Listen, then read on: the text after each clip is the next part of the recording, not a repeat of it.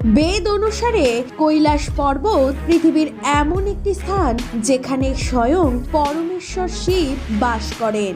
আর হয়তো ঠিক এই কারণের জন্যই আজ পর্যন্ত কেউ এই পর্বতের চূড়ায় উঠতে পারেনি এবং আজও এখানে কোনো হেলিকপ্টার বা বিমানও পৌঁছাতে পারেনি।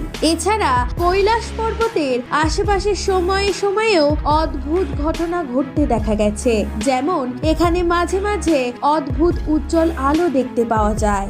আবার কখনো কখনো কৈলাস পর্বতের চূড়া থেকে ভেসে আসে ডমরু বা ওমের ধ্বনি। সেই কারণেই 2015 সালে নাসার বিজ্ঞানীরা গুগল আর্থের মতো উন্নত স্যাটেলাইটের মাধ্যমে আবার দ্বিতীয়বার কৈলাসের মানস সরোবর নিয়ে গবেষণা করেছিলেন, যাতে তারা কৈলাস পর্বত সম্পর্কে আরো গোপন তথ্য জানতে পারেন। সমস্ত রিসার্চের পর যেটা বেরিয়ে এসেছিল সেটা হলো গুগল আর্থ স্যাটেলাইট থেকে তোলা কিছু ছবি, যেটা দেখে নাসা এবং সারা বিশ্বের বিজ্ঞানীরা হতভম্ব হয়ে গিয়েছিল। তো বন্ধুরা, এই ছবিগুলিতে এমন কি ছিল আর কেনই বা ছিল, চলুন জেনে নেওয়া যাক আজকের ভিডিওর মাধ্যমে। পৌরাণিক মান্যতা অনুসারে কৈলাস পর্বত যেখানে স্বয়ং শিবের বসবাস। এছাড়াও শাস্ত্রে বলা আছে এটি কুবেরের নগরী। কৈলাস পর্বত হলো সেই স্থান যেখান থেকে গঙ্গা নদীর উৎপত্তি। আধুনিক গবেষণা অনুসারে মনে করা হয় কৈলাস পর্বত পৃথিবীর কেন্দ্র হিসেবে কাজ করে, যেখানে উত্তর মেরু এবং দক্ষিণ মেরু উভয়ের মাঝখানে কৈলাস পর্বত রয়েছে। কৈলাসের চারপাশে ছোট ছোট পিরামিডের মতো আকৃতির পর্বত রয়েছে, যার মাঝখানে দাঁড়িয়ে রয়েছে কৈলাস পর্বত, যার মধ্যে কৈলাস পর্বত সবার থেকে লম্বা। 1962 সালের আগে কৈলাস পর্বত ভারত সরকার এবং ভারতীয় সেনাবাহিনীর নিয়ন্ত্রণে ছিল, কিন্তু স্বাধীনতার পর 1962 পর চীনের আক্রমণে ভারত চীনের কাছে হেরে যায় এবং চীন ভারতীয় সীমানার মধ্যে অবস্থিত কৈলাস পর্বত এবং হিমালয় পর্বতের কিছু অংশ নিজেদের দখলে করে নিয়েছিল। সেই সময়েও কৈলাস পর্বতের রহস্য খুবই জনপ্রিয় ছিল। এর বাইরে সারা বিশ্বের বিজ্ঞানীরা কৈলাস পর্বতে লুকিয়ে থাকা মূল্যবান জিনিসের কথাও বলেছিলেন। এই কারণে চীনও বেশ কয়েকবার এই পর্বতে আরোহণ করে সেই মহামূল্যবান জিনিস অনুসন্ধানের চেষ্টা করেছে, কিন্তু চীনের এই প্রচেষ্টা বারবার ব্যর্থ হয়েছে। 2001 সালে চীন, স্পেন এবং রাশিয়ার কয়েকজন বিজ্ঞানী কৈলাস পর্বত এবং এর আশেপাশের এলাকায় অনুসন্ধানের চেষ্টা করে, কিন্তু কৈলাস পর্বতে আরোহণ চীনের এই প্রচেষ্টা শোচনীয় হয়ে যায়। কৈলাস পর্বতে আরোহণের সময় বিজ্ঞানীরা কিছু অদ্ভুত ঘটনা ঘটতে দেখেছে।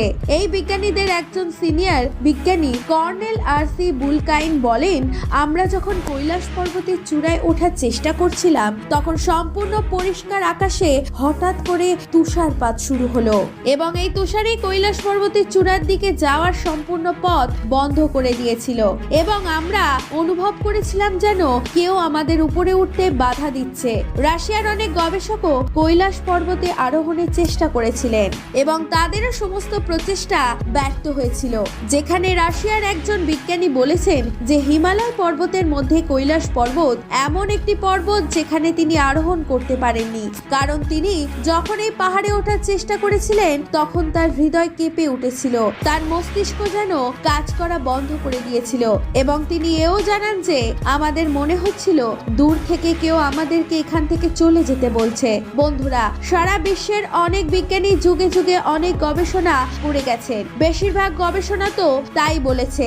এই পর্বতের আশেপাশে এক অদ্ভুত ধরনের অদৃশ্য শক্তি রয়েছে যা মানুষকে সবসময় এই পর্বত থেকে দূরে রাখার চেষ্টা করে। যখন রাশিয়ার বিজ্ঞানীরা তিব্বতের গুরুর সঙ্গে দেখা করেছিলেন তখন তারাও বলেছিলেন এই কৈলাস পর্বতের আশেপাশের শক্তি দৃশ্যমান প্রভাব রয়েছে, আর এই শক্তির কারণে আজ অবধি কেউ কৈলাস পর্বতে উঠতে পারেনি।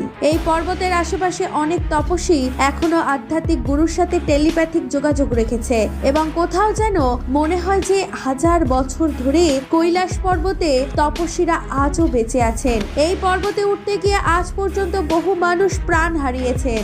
এছাড়া সময় সময় এই পর্বতের আশেপাশে আরো বড় বড় প্রাণী দেখা যায় বলে জানা গেছে। এই প্রাণীগুলি দেখতে মানুষের মতো, কিন্তু তাদের আকার এবং শরীরের গঠন মানুষের থেকে অনেক বড়। অনেক বিজ্ঞানীরা দাবি করেছেন এগুলি আসলে ইয়েতি মানব। অনেক বিজ্ঞানী এমনও বলেছেন যে এই প্রাণীগুলি হলো মানুষের পূর্বপুরুষ, যারা কৈলাস পর্বতে উপস্থিত মূল্যবান শক্তি আজও রক্ষা করে চলেছে। তাই 2001 সালের এই রিসার্চের পর চীন কৈলাস পর্বতে আরোহণ করা নিষিদ্ধ করে দিয়েছে। কিন্তু এরপর কৈলাস পর্বত সংক্রান্ত রহস্য নিয়ে আলোচনা আরো তীব্র হয়ে উঠেছে। 2015 সালে নাসার বিজ্ঞানীরা কৈলাস পর্বতের রহস্য উদ্ঘাটন করার জন্য তাদের অনেক স্যাটেলাইট কৈলাস পর্বতের দিকে ঘুরিয়ে দিয়েছিলেন। এরপর কৈলাস পর্বতের চূড়াটির ছবি তোলেন নাসা।